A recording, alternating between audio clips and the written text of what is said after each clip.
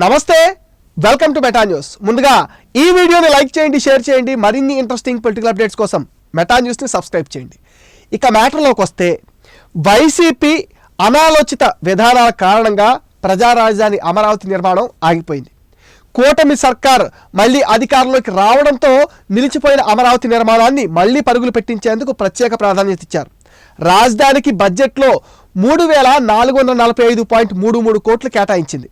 ప్రధాన మౌలిక వసతులకు 3,000 కోట్లు, భూములిచ్చిన రైతులకు వార్షిక కౌలు చెల్లింపులకు 400 కోట్లు, హైకోర్టు భవనంలో వసతుల కల్పనకు 13.33 కోట్లు, అమరావతి స్మార్ట్ సిటీ కార్యక్రమాల్లో భాగంగా సిటీస్ ఛాలెంజ్ ప్రాజెక్ట్ కింద అభివృద్ధి పనులకు 32 కోట్లు వెచ్చించనుంది.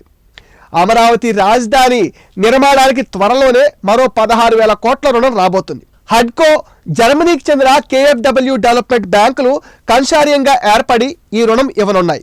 ఇందులో హడ్కో 11,000 కోట్లు, KfW బ్యాంక్ 5,000 కోట్లు రుణం ఇచ్చేందుకు సూత్రప్రాయంగా అంగీకరించాయి. వాటితో సంప్రదింపుల ప్రక్రియలో మరో 15 రోజుల్లో కొలిక్కి రానున్నాయి. రుణం మంజూరుకు సంబంధించిన అంశాలపైన హడ్కో, KfW బ్యాంకులతో సంప్రదింపులు జరిపేందుకు CRDA కమిషనర్ కాటమనేని భాస్కర్కు ప్రభుత్వం పూర్తి అధికారాలు ఇచ్చింది. దీంతో కాటమనేని భాస్కర్ యాక్టివ్గా ఈ పనుల్లో బిజీగా ఉన్నారు. ఇటీవల జరిగిన CRDA అథారిటీ 40వ సమావేశంలో ఈ నిర్ణయం తీసుకున్నారు.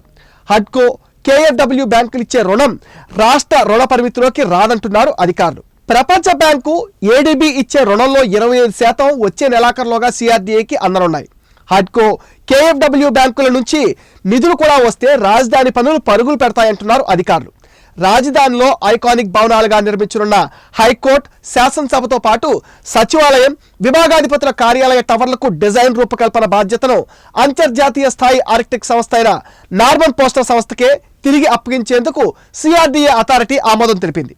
2014 నుంచి 19 మధ్య రాజధానిలో పరిపాలన నగర ప్రణాళికతో పాటు హైకోర్టు, శాసనసభ, సచివాలయం, HD కార్యాలయ టవర్ల ఆకృతులను నార్మన్ పోస్టర్ సంస్థే రూపొందించింది. తర్వాత జగన్ ప్రభుత్వం రాజధాని పనులు నిలిపివేయడంతో పాటు నార్మన్ పోస్టర్ సంస్థను అర్ధాంతరంగా వెళ్ళగొట్టింది. ఆ భవనాల ఆకృతులకు సంబంధించిన ఇంకా పూర్తి చేయాల్సిన పని, ఇంటీరియర్ డిజైన్ రూపకల్పనతో పాటు మొత్తం జీవన నిర్మాణాలకు పూర్తయ్యే వరకు పర్యవేక్షణ బాధ్యతను కూడా అప్పగించేందుకు CRDA ఇటీవల టెండర్ పిలిచింది. నార్మన్ పోస్టర్ సంస్థ L1గా నిలిచి మళ్లీ టెండర్ దక్కించుకుంది. హైకోర్టు, శాసనసభ భవనాలకు 138 కోట్లు, సచివాలయ, HID కార్యాలయాలకు సంబంధించిన 5 టవర్లకు కలిపి మరో 138 కోట్లు చెల్లించేలా టెండర్ ఖరారు చేయనున్నారు. గతంలో సచివాలయంతో పాటు వివిధ విభాగాధిపతుల కార్యాలయాల్ని మాత్రమే ఆ 5 టవర్లో ఏర్పాటు చేయాలని అనుకున్నారు. ఇప్పుడు రాష్ట్ర ప్రభుత్వ రంగ సంస్థల రాష్ట్ర స్థాయి కార్యాలయాలన్నీ ఆ 5 టవర్లోనే ఏర్పాటు చేయనున్నారు. హైకోర్టు, శాసనసభ, సచివాలయ భవనాల నిర్మాణానికి 2 నెలల్లోపే టెండర్లు పిలవనున్నారు. 2.5 ఏళ్లలో నిర్మాణం పూర్తి చేయాలన్నది టార్గెట్. అమరావతి రాజధాని పరిధిలో గ్రామాల్లో భూమి లేని పేదలకు నెలకు 2,500 చొప్పున పింఛన్ ఇచ్చే పథకానికి గతంలోనే TDP ప్రారంభించింది.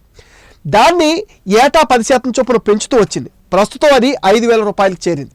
2019 వరకు సుమారు 21,000 మంది పేదలకు ప్రతి నెలా పింఛన్ అందేది. జగన్ ప్రభుత్వం 6 అంచెల తనిఖీ పేరుతో సుమారు 4,000 మందికి నిర్దాక్షిణ్యంగా పింఛన్ రద్దు చేసింది. మిగతా వారికి కూడా పింఛన్ చెల్లించేందుకు నిధులివ్వలేదు. కూటమి ప్రభుత్వం ఆగిపోయిన పింఛన్ని పునరుద్ధరించి మరోవైపు అమరావతిని రాజధానిగా కేంద్రం నోటిఫై చేసేలా చర్యలు చేపడతామన్నారు మంత్రి నారాయణ. కేంద్రం త్వరలోనే గెజిటెడ్ నోటిఫికేషన్ విడుదల చేయనుంది. జగన్ ప్రభుత్వం ఎలాంటి ముందస్తు నోటీసులు ఇవ్వకుండా నార్మన్ పోస్టర్ సంస్థతో కాంట్రాక్ట్ను రద్దు చేసింది. దీంతో ఆ సంస్థ ఆర్బిట్రేషన్కు వెళ్ళింది. వారికి 9 కోట్ల పరిహారం చెల్లించాల్సి వచ్చింది. రాజధాని పనులు త్వరలోనే ప్రారంభం కానున్నాయి. ఇది మెటా న్యూస్ అప్డేట్. ఈ వీడియో పైన మీ విలువైన ఒపీనియన్ని కామెంట్ సెక్షన్లో పోస్ట్ చేయడం మర్చిపోద్దు.